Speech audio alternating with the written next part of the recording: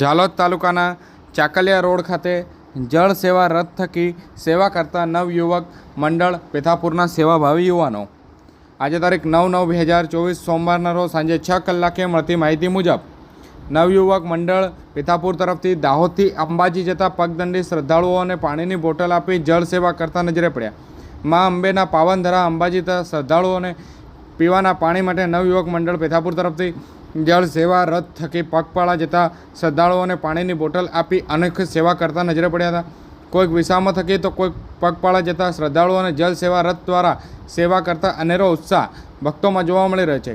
ભાદરવા માસમાં દાહોદ જિલ્લાના વિવિધ મંડળો સંઘો દ્વારા પગપાળા અંબાજી જઈ રહ્યા છે, જેમાં માર્ગમાં શ્રદ્ધાળુઓને તમામ સુવિધાઓ મળી રહે તે માટે વિવિધ મંડળો દ્વારા ભોજન, ચા, નાસ્તાની સુવિધાઓ કરતા નજરે પડી રહ્યા છે. પગદંડી જતા શ્રદ્ધાળુઓને કોઈ મુશ્કેલી ના પડે તે રીતે જલ સેવા રથ થકી દાહોદથી અંબાજી માર્ગમાં શ્રદ્ધાળુઓને અનોખી રીતે રસ્તામાં સેવા કરતા નવયુવક મંડળ પેથાપુરના યુવાનો જોવા મળ્યા હતા. મા અંબાના ધામમાં જતા પદયાત્રીઓને જે ઉત્સાહ વધારવા બોલ માડી અંબે જય અંબેના નાદ સાથે જલરથ સેવા આપી રહ્યું છે.